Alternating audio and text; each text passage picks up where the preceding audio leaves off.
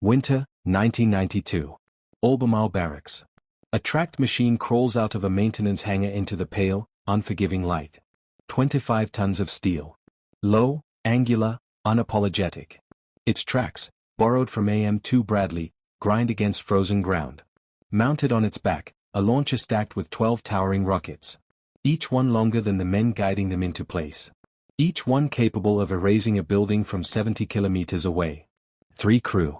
60 seconds to unleash everything. 2 minutes to vanish. It looks like yesterday's war machine, built for a conflict that never came. A relic of the Cold War, designed to halt Soviet armor that dissolved before it ever faced it. But this relic had other plans. Over the next 3 decades, it would cross continents, fight in multiple wars, and arm 16 nations. And in 2022, it would become something else entirely. The most feared ground-based weapon in Ukraine. Ukrainian troops gave it a nickname, the Beast. Russian prisoners chose harsher words. Its official name? The M270 Multiple Launch Rocket System. To understand why this machine exists, rewind to 1973. The Yom Kippur War changed everything. For the first time, Western observers saw Soviet-style rocket artillery used at scale, batteries of BM-21 Grad systems saturating entire areas in seconds. The message was clear: NATO was outmatched. If war erupted in Europe, if Soviet tanks surged through the Fulda Gap, traditional artillery wouldn't keep up. It couldn't suppress defenses, counter enemy guns, and break armored advances all at once. Something new was needed. Something faster. The answer came from the United States, a launcher built for speed, scale, and survival. By the early 1980s, the M270 entered service. 12 rockets fired in under a minute, mounted on a tracked chassis that could go where wheels couldn't.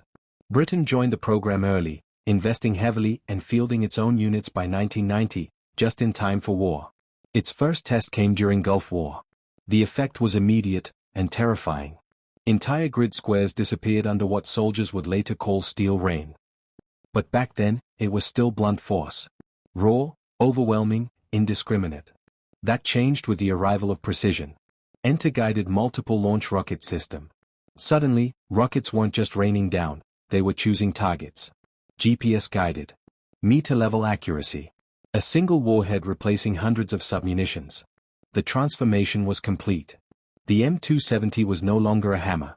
It had become a scalpel. Then came Ukraine.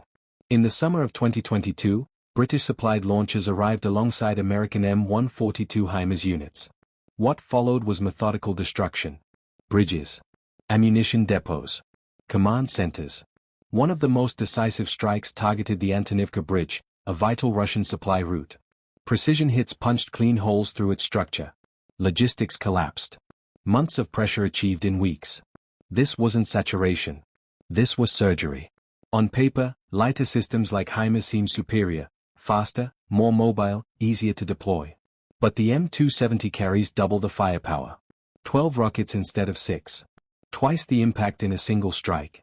Its track design pushes through mud, snow, and broken terrain, conditions that stop wheeled vehicles cold. And when equipped with long-range missiles, it strikes deeper, harder, and more often. Today, Britain isn't replacing the M270. It's doubling down, expanding and upgrading its fleet for the decades ahead. Because this machine defies expectations. It wasn't elegant. It wasn't cheap.